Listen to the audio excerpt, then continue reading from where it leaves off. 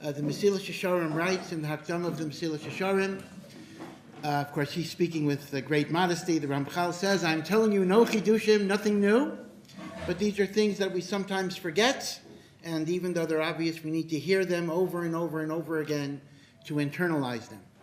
In the case of the Ramchal, that was certainly not the case, because obviously there are many, many chidushim, but perhaps the Ramchal's words would even be more true for what I'm going to say. Baruch Hashem, over the past decades, and really Or Sameach was one of the pioneers, Kiruv has become a major, major concern of Am Yisrael. Of course, Kiruv Rechokim goes back to Avraham Avinu, if not earlier, but for many, many centuries, most Jews were not actively involved in trying to bring other Jews closer to Torah, closer to mitzvos, back to their heritage. There is now, again, in the recent half century or so, certainly since the Six-Day War, a real recognition that if there are Jews that are not Shomer Torah and mitzvos, it is not only their problem, it is our problem. That our own Sefer Torah, people often quote the Zohar, that there are 600,000 letters in the Torah and there's 600,000 basic neshamos of Klal Yisrael. And each person is a letter in the Torah, and people ask that kasha, what does that mean? There's only 325,000 letters in the Torah, you don't get 600,000. The whole Zohar is very shver. And one of the answers that is given is that there are hidden letters between the words that are covered up. And that represents the souls of Yidden who are not yet connected to Torah. And when we can help a Jew become connected to HaKadosh Baruch Hu, we are revealing another letter in the Torah that would otherwise be covered up, by otherwise be dormant, otherwise be invisible. And if that is the case, then a Sefer Torah without all of its letters is puzzle. And therefore it's our Torah that's puzzle, not their, whoever the there is. It's not an us versus them, but rather it is a chisaron in us as well. So Baruch Hashem, Achsher Dora, the same way perhaps since the Chafetz Chaim there has been a revival of consciousness in Shmiras Haloshem, so too there's a revival of the Acharayas of Kiruv Rechokim. This is good, this is necessary, and Baruch Hashem there's been a lot of success, but the amount of work that is out there is staggering and immeasurably big, so one should never be overly confident that we've done more than a tipa min hayom. But there's also a downside. Kiruv has become a profession. Indeed, we have the august organization of AJAP, a very fine organization, the Association of Jewish Outreach Professionals. There is a hasaga that we need professionals, we need people to be trained, we need people to be able to have techniques and the like, or the Gola itself is involved in this, as well as Or Sameach as a whole. But without trying to be negative, because once again it is overall a largely positive development, one has to think that to some degree the professionalization of Kiruv is somewhat similar to the professionalization of medicine. This is before the time of people, except the older folks, but the older folks in the room, of whom I now include myself, might remember a time when doctors, number one, made house calls, and number two, did not necessarily have a lot of fancy machinery. They could often diagnose a condition by doing nothing more than talking to the patient, looking at the patient, hearing what the person has to say. Today, the nature of medicine is such that as we get more and more professionalized, more and more specialized, not only do you have eye, ear, and throat doctor, but you might have left ear doctor, right ear doctor. And there are machines that analyze, and the patient might be talking and talking and talking. The doctor, keep quiet, I'm looking at the computer, I'm looking at the machine. And as a result, instead of people being treated, it is now a disease being treated. I treat cancer, I treat heart trouble, I treat muscle sprain, I treat knee replacements. You're looking at a part, you're looking at a knee, you're looking at a sickness, you're looking at a machala. You're not looking at the totality of the person. And by analogy, when we talk about the professionalization of Kiruv, we sometimes run into exactly that type of aspect, in which I look at people as if they are problems that I have to solve, as if they have sicknesses that I have to cure. But I look at the sickness, I don't look at the person. And as a result, I bombard them with the equivalent of halachic chemotherapy, or hashkafic chemotherapy in all likelihood. And as a result, I get rid of their cancers, and then I send them home to do whatever they have to do, have a good life, and the like. So in many, many ways, the concept of professionalization, although it is necessary, and I don't mean to demean it, it is necessary that people be educated, needs to be understood as sometimes moving away from seeing the totality of a human being, the greatness of a soul, the greatness of a Jewish soul in particular. You know, one of the things that happens to me, and I'm sure it happens to probably many, many Rebbes in Or Sameach, not everybody, is, you know, I'm on the light rail, I'm on the bus, so somebody goes over to me, a Ben Torah goes over to me and says, so what do you say about the age of the earth? What do you say about dinosaurs? As if to say, what do you say when somebody says, why did the Holocaust happen? As if, you know, I just have a bunch of answers. There used to be a columnist in Chicago, he was called Sal the Answer Man. And sometimes I think, oh, am I just Sal the Answer Man? I'm supposed to just spit out, you know, quickie little answers to every big question. What's your proof that there's God? And the truth of the matter is, all of these big questions, Mitzias Hashem, Torah min hashamayim, Schar v'onesh, Russia v'tovla, why do good things happen to bad people? Why do bad things happen to good people? Very, very difficult questions.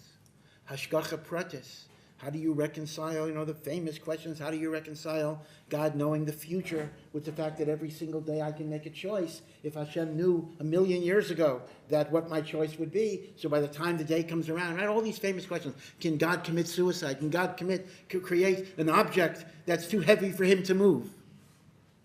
Good questions. And these are questions that are worthy of thought. They are worthy of learning, according to the Rambam. The very mitzvah of emunah b'Hashem is not just accepting things blindly, but it's try to understand the rational basis for our belief, the evidence, as Rav Lazarus said. But I would submit, and again, maybe this is the wrong place to say such a thing, that these questions are very rarely the thing. The oral law is, again, a very big question, the Masorah, are very rarely the thing that makes or breaks a person's identification as a religious Jew and a person's connection to Torah. Because for good or for bad, we often are not acting on the basis of what we know intellectually. A person can be convinced of many, many things and still not act that way. And if we look down at a non-firm person, that even though we convince them of Torah Shabbat Peh, why doesn't he act on that basis? Well, let's look at ourselves about how many things we know are right, that we're not always able to live up to that standard. So people can be convinced of all sorts of things. That's not going to change their lives. People can sometimes not be convinced of certain things. But, as the saying goes, you don't die from akasha, and they can still go on in very, very constructive ways. So, in a sense, this creates a certain problem, as it were. Gee, if proving Metzias Hashem, and proving Schar v'onesh, and proving Torah min hashamayim, and giving real convincing answers how to reconcile Torah with evolution, or how does Torah answer the challenges of evolutionary biology, whatever it is, if that's not going to be the make it or break it. Although I do emphasize it is an important miktsua of Torah that is deserving of limit. I'm not disparaging that at all. But that's not going to change people. What is it that ultimately changes people? You know, it's very, very fascinating that one of the great, great books of Jewish philosophy is, of course, the Kuzari, Rabbi Halevi's book, the Kuzari, which was a book that was based on an actual historical event, right? Everyone knows the story, that in the 8th or 9th century, this Goyish king, the king of the Khazars in Russia, had a dream that he was being told by an angel that his deeds are good, that his kavanas are good, but his deeds are not good. And as a result, he began to explore all sorts of different derachim. And the story goes, it actually historically has a kernel of truth, that he converted to Judaism, and he converted his whole, forcibly, so whether halachically it is valid is another question, but he kind of converted his whole nation. And Rav Yehuda Halevi took that story, and he structured in the course of the debate between the Chaver and the Kuzar, the Chaver and the king of Khazaria. Rav Yehuda Halevi, who of course is both the questioner and the answer, meaning he's the one who wrote both sides of the debate, goes through the whole issues of Judaism, and the Kuzari principle, of course, is one of the cornerstones of how we know Torah min hashamayim and the like.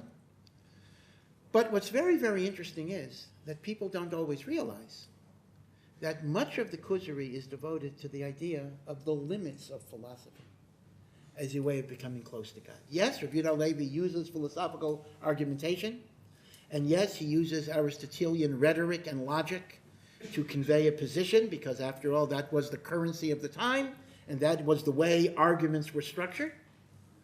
But frankly, the Chaver tells the Melech, philosophy is only going to get you so far. Because the Kuzari talks about Devekus B'Hashem, closeness to God, and he considers the highest level of Devekus to be Nevuah. So he talks about prophecy as the ultimate goal, although it's hardly a goal that most of us are going to attain. But given the fact that Nevuah is used more or less as almost a synonym for the highest level of Devekus to Hashem that one can have, he says, you're not going to get it by philosophy. You're not going to get it by rational thought, because rational thought will only take you so far. And he points out a bit sarcastically, after all, how many great philosophers are Nevi'im? He says, not too many. He says, what brings you close to Hashem is the experience of through serving Him, through doing mitzvahs, through following the laws of the Torah. That will give you a sense of Devekus B'Hashem, which cannot automatically be explained rationally, but it is the experience of that Shemiras HaMitzvahs that will bring a person to HaKadosh Baruch Hu, if one goes to it, not mechanically, but if one goes to it, one goes to those mitzvahs with the right attitude. But ultimately, as the Kuzari says, what changes us is not necessarily our philosophy, but it's our psychology. When we see that the Torah is good, when we see that people who learn Torah and live Torah lives refine their characters, become people of gentleness, of modesty, of compassion, then we look at them and we say, I want to be like that. That's what I want. I want a marriage of shalom bayis. I want children, again, not that children are always perfect, obviously, because parents are not always perfect. But I want the stability of a family. I want friends. I want people that are focused on important things in life and not simply, how much money you make and the like.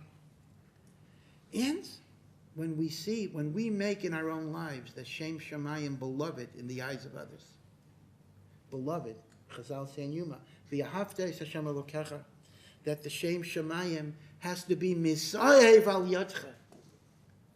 It should be beloved. That's going to change people. Of course, the downside of that means we have to try to be those people. And that's very, very hard. Sometimes it's easier to lecture and talk about it than to be the person that can actually change others. But you change others by changing ourselves, by working on ourselves, by trying to be exemplars. Rav Simcha Zissel, the great, great Talmud, the Alter of Kelm, who was the disciple of Rabbi Yisrael Salanter. He was the senior Talmud of Rabbi Yisrael Salanter. So he lived around the time that Darwin put out his book on evolution, the origin of species. And people were debating evolution, can the Torah accept it, or how do we answer all the evidence? And obviously to this very day, evolution is a controversial theory, and I'm not going to address the pros and the cons of it. How do we answer it? But Rav Simcha Zissel said the following idea, which is very remarkable and deeply, deeply emes, although he doesn't hardly needs my haskama. He said, I don't know about the science, I'm not even going to look at the science. But he said, Charles Darwin believed that man came from ape because he never met Rabbi Yisrael Salanter. If he would have met Rabbi Yisrael Salanter, he would have known only the Ribbon Shalom could have made such a person. Such a person could not have come from an animal. Now, is that an intellectual argument? Is that dealing with fossils? Is that dealing with the age of the earth? Is that addressing any scientific issue whatsoever? No, it's not. But there are things in life that are more powerful than what even scientific evidence might show us. And again, the evidence is questionable anyway. I'm not addressing that. And that is when you're in the presence of holiness, when you're in the presence of Kedusha, you know the Torah's emes. You see and you feel the transformative power of the Torah. I'll tell you, b'didi habayovda, when I was in fourth grade.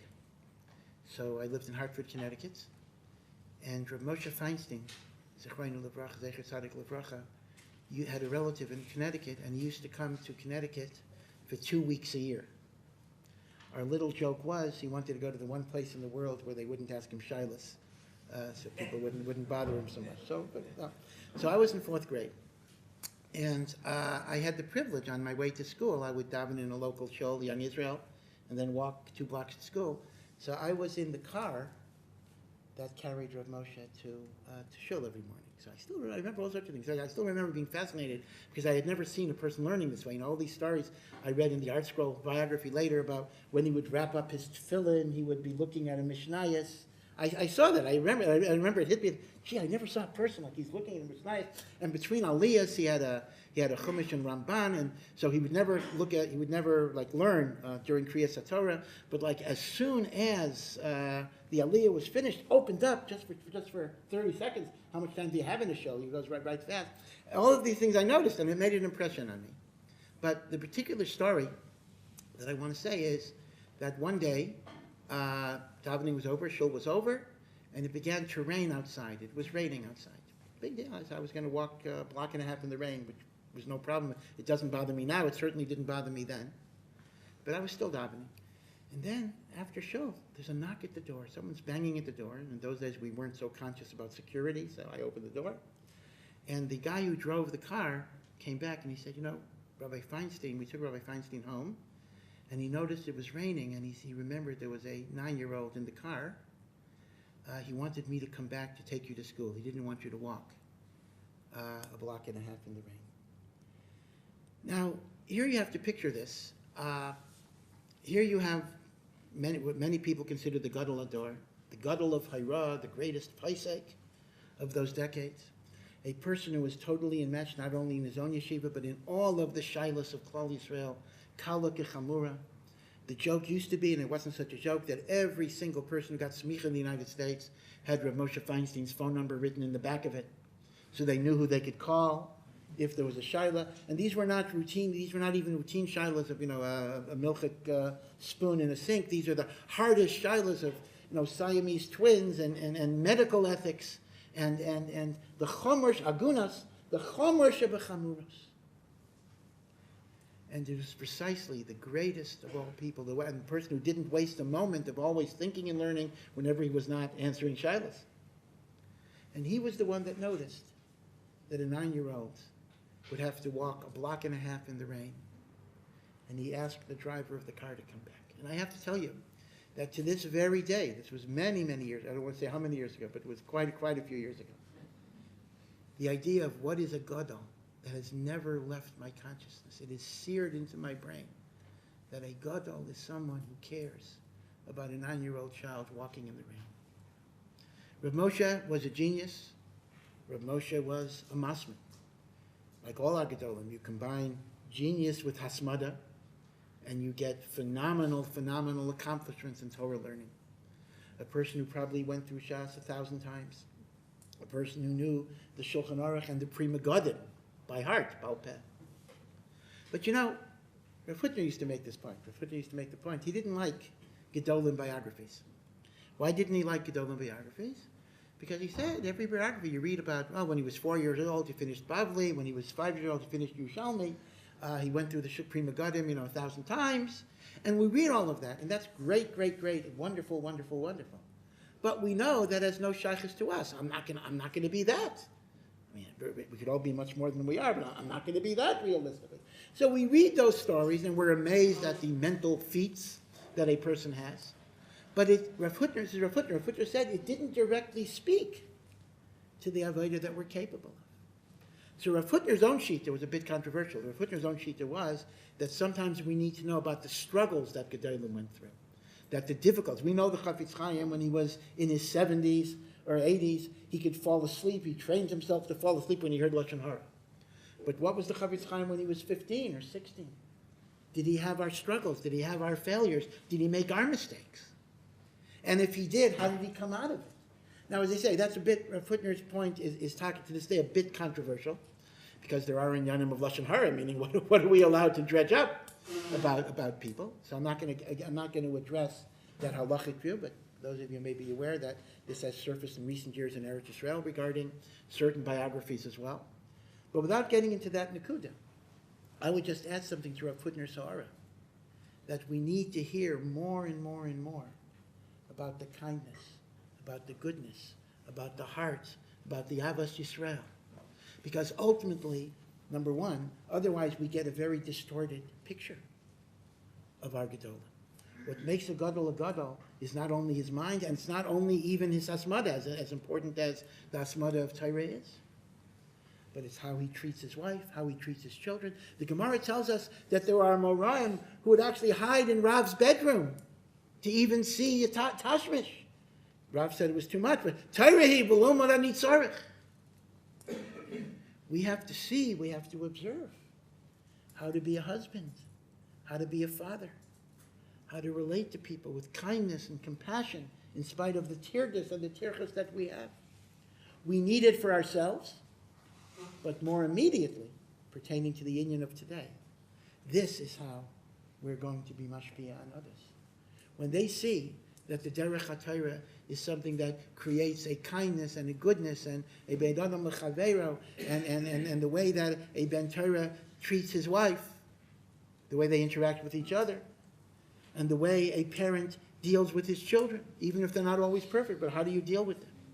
That's going to have such a tremendous hashpah. That's going to change people more than a lot of the arguments, pro, con, the 100% argument, that there was a mass revelation at Har Sinai. And as I said, in my own personal life, this had a tremendous, tremendous impact.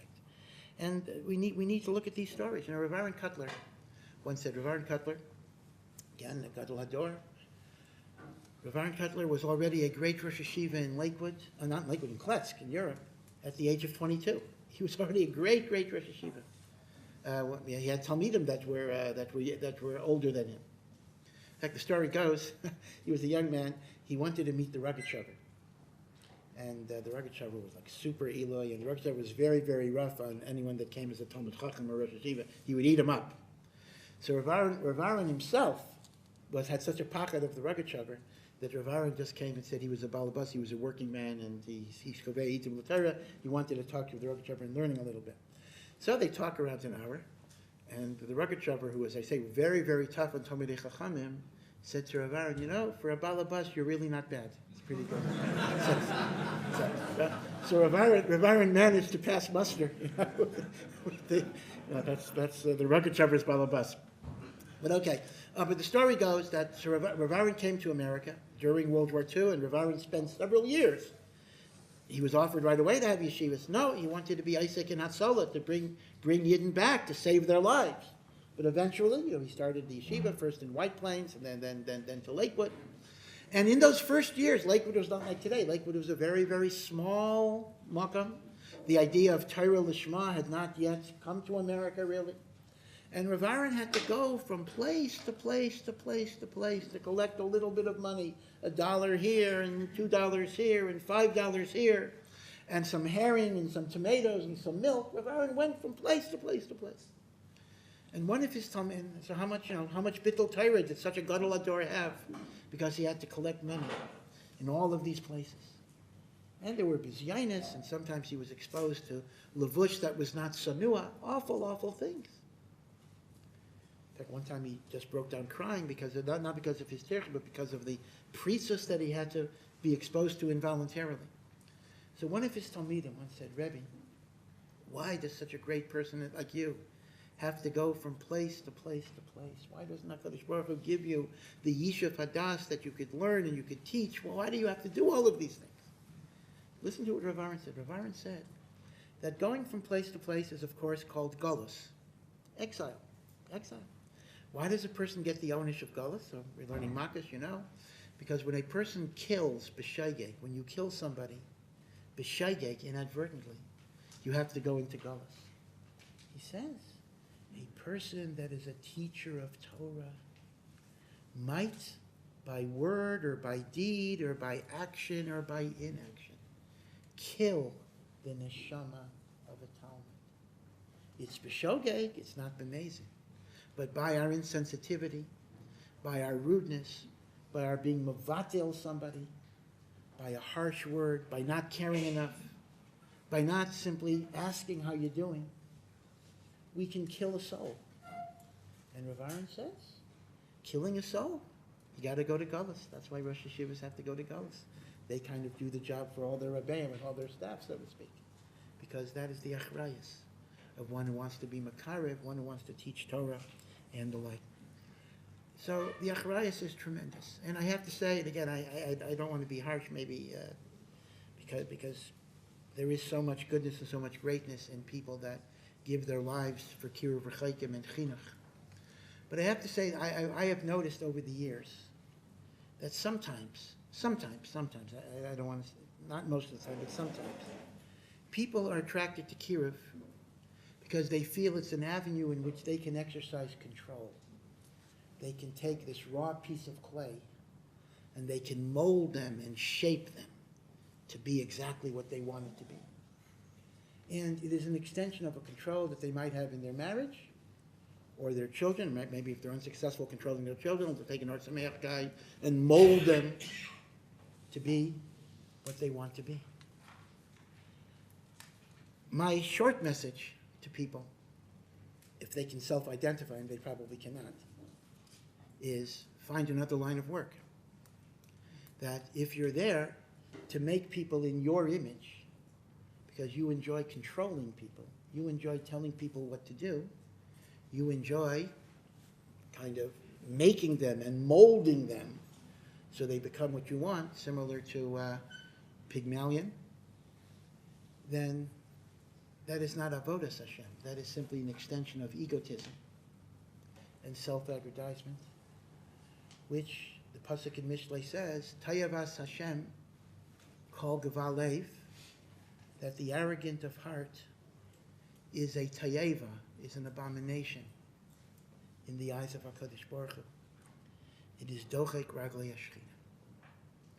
So I mentioned Rav Simcha Zissel's thoughts, that if you would have seen Rabbi Salandra, that would have been enough. You wouldn't have needed any raya. Let me tell you another story. You say, Lo ha-medrash sheker el ha-maisa. Sometimes the maisim can bring out more points than the drasha. All of you have heard of Rav Chaim Eiser Grodzensky. Rav Chaim Eiser. Rav Chaim Eiser, together with the Chavetz Chaim, were considered to be the two greatest, in the door of many, many Gedolim, the two greatest Gedolim of the generation, not only in terms of Torah learning, but in terms of achrayus and responsibility for Klal Yisrael. Rav Chaim Eiser really, he died in 1940, it's towards the beginning of the Holocaust, but he was the one that was responsible for getting Mir and other yeshivas into Shanghai, getting them out through Vilna. He was in charge of everything, every single issue of Klal Yisrael. In a very turbulent time was Rav Chaim Eiser. My own Rosh Yeshiva, Rav Ritterman, as a Bachor, was Zeicha to meet Rav Chaim Eiser a few times. And he described Rav Chaim Eiser's house in Vilna. He had a long dining room table. And along the table, on both sides of the table, people were sitting. And he was sitting at the head of the table. And one person asked him a shaila in halacha, and he was answering. He was also writing a tshuva at the same time. Somebody else would talk about a tzedakah issue, somebody would talk about a hatzala issue.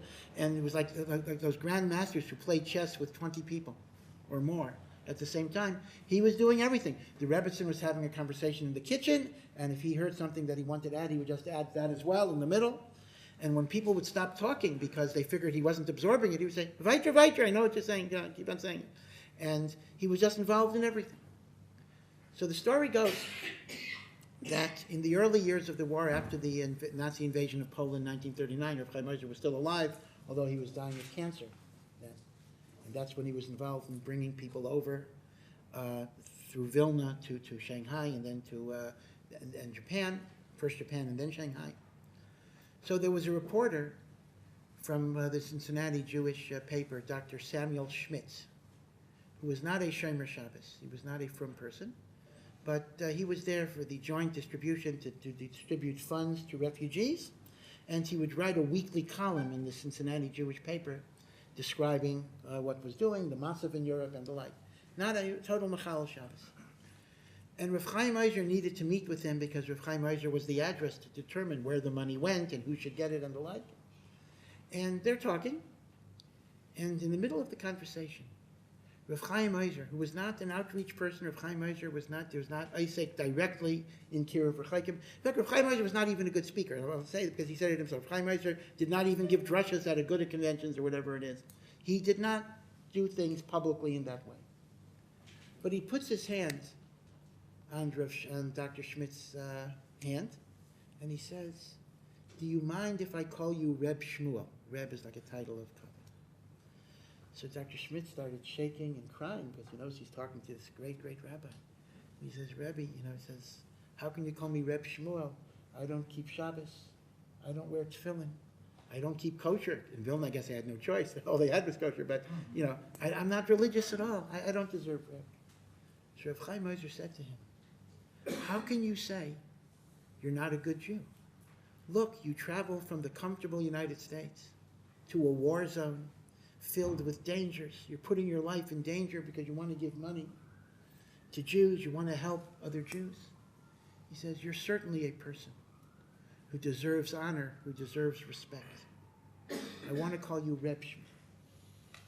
The story goes, Dr. Schmidt, not alive anymore, obviously, he wrote about this later, and he said, after that encounter, the first thing he did was he got a pair of tefillin, and he became a Shomer Shabbos, because somebody believed in him. Somebody saw the goodness in him. So, and this was not a kid. This was not an 18-year-old kid. This was already a doctor and a professional and someone who had accomplished a lot in the world. He didn't need necessarily the proverbial pat on the back that you're a good guy. And yet, even for him, this validation made such a difference that it changed his life. He said, if a rabbi like Rav Chaim Ozer could see the Jewish goodness in my neshama, how could I not be a good Jew? How could I disappoint him? How could I disappoint God? How could I not take the goodness that this rabbi identified in me and use it in a good way? Chaim Ozer did not attend an age-up course, did not even go to Or Lagola. Oh, he did. Huh? He did. Or Lagola? Yeah. Really? Okay. I didn't know you were so old. Okay. Okay, Beseder.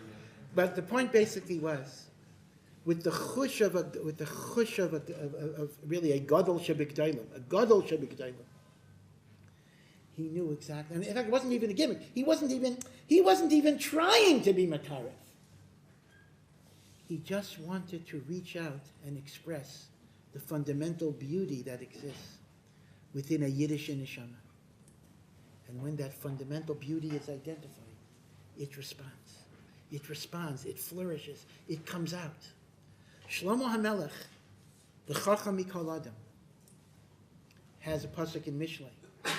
Kemayim hapanim el panim, kein lev ha'adam li'adam. As water reflects the face that you show it, so the heart of a person reflects the heart that you show it. What does that mean? So again, the simple pshat, and the Gemara says it beferish, but it's really the simple pshat in the pasuk. When I look at water and it reflects back, whatever I show the water is what I see back. I smile at the water, I get a smiling face. I frown at the water, I get a frowning face. Water will give you what you show it. So too, the heart of a human being will reflect back what you show it. You show it respect. You show it derech eretz. You show it love. You show it being the person, concern. They will feel that for you as well. I've said many times, again, these are broader issues, but we obviously live in a society right now where there are massive, massive disagreements between Chiloni and the Torah community. And these are very, very serious disagreements. And we need hadracha, we need guidance, and of course we need rachamei shamayim above all. But one of the things that we might think about is that if we would show a sense of hakaras hatov, a sense of gratitude for the contributions of all sectors of the world in terms of what they do for Klal Yisrael. If we could be like Rav Chaim Ozer, who looked at a Machal Shabbos and said, I machshiv what you're doing. I respect what you're doing. you too are contributing something to Am Yisrael. Then kamayim apanim alpanim. If we look at whether it's chayalim or policemen or whatever, if we don't look at them as amalek chas v'shalom, we don't look at them as rishayim chas v'shalom, then bebechinas kamayim apanim alpanim, they too might see the chashivas of Torah, the beauty of Torah, the kayach of Torah. And if it wouldn't change them immediately, that's perhaps too optimistic. But l'chol hapachas, it could change an attitude. An attitude could be different. Kamayim apanim alpanim, kein leiv ha'adam liyodam. So when Pirkei Avos says, "Have mitalmidav shel Aaron," be a disciple of Aaron, follow Aaron HaKohen's ways, to be ohev shalom, bereidev shalom, to be a lover of peace and a pursuer of peace. Ohev es habriyos u'mekarvin l'Torah. Love all of God's creatures. Doesn't even say just love Jews. Love all of God's creatures and bring them near to Torah. So most Meforshim say it's kind of a cause and effect. Because you love somebody, you want to bring them to Torah. That's certainly pshat. But one might add another little bit of a twist, a slightly different twist. It is through the love that you have for them that you will bring them to Torah. It's not just the reason why you're makarev somebody, but it is the method by which you are makarev somebody. Ohev es habriyos u'mekarvin l'Torah. The way this is sometimes expressed is, no person can change for the better unless you communicate the message that they're already good. Because if the message somebody gets is they're no good, then psychically they're going to reject that. Well, one or two things will happen. Either they'll be so broken that they feel there's no possibility of constructive change, or they'll be so angry they'll just reject you. So ironically, the way people change for the better is when it is recognized that there is a good foundation. In this sense, and again, I want to echo what Rabbi Breitowitz said, and that is, it is important sometimes, I mean really all the time, not to needlessly disparage people's past lives, where they've come from, their non-religious families. Sometimes there's kind of an idea that, well, you really are a piece of garbage, pardon my language, but we're going to clean you up, fix you up, make you a worthwhile human being. Isn't that a great thing? And that way, you'll forget about your past, you'll be disconnected from your past. Number one, that's deeply offensive. But number two, it's fundamentally false. To say that there's nobody good out there if they're not religious, that's bedavka not true. In fact, the Vilna Gaon even says sometimes there's a ma'aseh yetzer hara that people who aren't from have better midas. That's kind of the nisayan. So you'll follow the derech haTorah even though you see some good things on the other side. But I'll tell you a story. Again, I'm sorry, I apologize for all the stories. This is they once asked Rav Nachman of Breslov why he always taught through stories. So he said, well, listen, not everybody follows the drasha, but at least they hear a story. So I could follow the same hashkafa. And this is also a story that I was an aid re'iyah to. I knew a person who grew up in the Northeast United States, totally non-religious, assimilated environment. He came to Eretz Yisrael after college, backpacking, just trips. He got religious, but not only did he get religious through, I think it was through Rabbi Schuster Zecher Tzadik Livracha, but he became a ger chassid. He became a chassid, a chassidish yid. That's very, very rare, very unusual transition. A chassidish yid, and he got engaged eventually to a young woman who had a very similar journey. Very, very amazing. So I was invited to the chasna. The chasna was in Mea Shearim.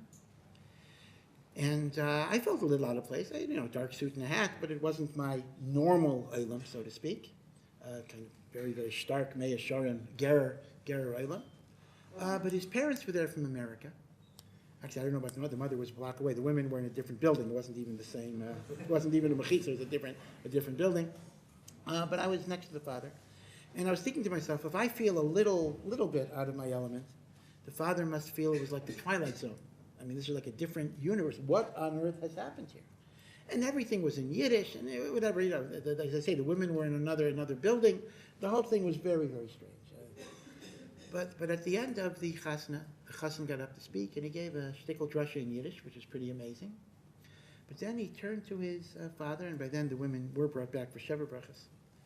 And he said, Mom and Dad, and I'm paraphrasing obviously, I know that the life that I chose is very, very different than the life you envisioned for me. But I want you to know that 90% of what I am is what you gave me, honesty, courage. And the 10% of difference is because you gave me the ability to find my own way and to find God the way I'm supposed to connect to God. And this was, now, I remember I was sitting next to a Hasidic guy who didn't know English at all. And he was nodding away like, emes, And I'm sure he didn't, who knows, although maybe he was the same thing as this guy, who knows, you never know. But this was mamash a case of devarim hayatzim in alev, meaning people understood. They didn't understand exactly what was being said, but they understood there was something powerful that was being communicated. And they felt the spiritual vibrations in the room. And this is such a beautiful, beautiful idea. That you look at your life not as an amputation. The process of tshuva is not an amputation. Now, sometimes it has to be. Just like, Rahman al-Islam, sometimes there has to be a physical amputation. It is very true that sometimes you got to amputate. A person comes from an abusive environment, drugs, all sorts of things. There are times you got to cut. I'm masking. But that's not the norm. That is not the healthy tshuva. The healthy tshuva is not the tshuva of amputating, but it's the tshuva of taking that past and using it as the source of your kochos and the source of your strength. People say, if only, especially you walk in Yerushalayim and you see people of generations of tzaddikim, Talmidei Chachamim, and we look at ourselves and we say, I'm from North Dakota and I'm the first Shomer Shabbos, in 150 years in my family. If only I would be, there, only if I would have generations, I would have yichus, I would have Torah, I would be, born into this. But it's so difficult and it's so hard and I'm at such a disadvantage. But here is the important little secret. It is absolutely the case that the 20th generation Yerushalmi has many, many, many tinyonim that we're not zochet to have. That is the case. But the opposite is also true. The first generation North Dakota Shomer Shabbos has kinyonim that the 20th generation Yerushalmi does not have. Where Hashem put us was not a matter of our bechira. We did not sign up in Shamayim what family we would be born into and what environment we would have. At some point in our lives, we are responsible because of bechira, but there's a lot of things in our early background which had nothing to do with bechira. It was Hashem's wisdom. And where we were put is where our neshama needed to be for its journey. Hashem puts every neshama in the situation that will optimize and maximize its capacity for tikkun and shleimus. And therefore a person's avodah is not to run away, but to embrace. When Rav Nosson Tzvi Finkel, Zechrano Levracha, Baruch Hashem, was born in a very chashuva family, he was always a shomer mitzvahs. But he was raised in Chicago. He went, as you know, to a co-educational high school. He was chairman of the debating team and also on the basketball team, etc. After Hespedim, the line that kept on being said over and over again, I don't know why I'm getting myself in trouble today, but the line that was said over and over again was, look at what a person comes, even though he comes from such a bad, corrosive, corrupt, worthless environment, look at what he made himself. And that's very true. He made himself into a great, great Adam Gadol, one of the greatest Marbitei Torah of the generation. But I think there was something wrong. There was a little bit of something wrong here. Because part of his greatness was not that he repudiated his environment, although part of that had to be done. But part of his greatness is because he was in that environment. Those who were zeichet to know that Rosh Hashiva of Nosson Tzvi knows how he was able to connect to every type of American boy, kids who went to all sorts of environments, religious, not religious. He was able to connect to them because he went through those experiences. So, and had he not gone through those experiences, he would not have been the Gadol he was. He would not have been the Rosh Hashiva he was. He would not have been the Tzaddik that he was. He would not have been the Marbitz Torah that he was. He may have been something else, a different type of Marbitz Torah, but not what he was. And if it was the Ratzon Hashem that he become what he was, then he needed to be in Chicago, and he needed to be in that co-ed environment, and he needed to be with all the different people that he met. This is the tshuva, which is not amputation, in which I look at my past and I simply say it's worthless. It is the tshuva of transformation. And mitzad the makarvim, we are doing a disservice. A doctor that amputates when the arm could be saved is guilty of malpractice. All right, I wish everyone well, and this should be the last time we need this, that this man should be l'sasin l'simcha.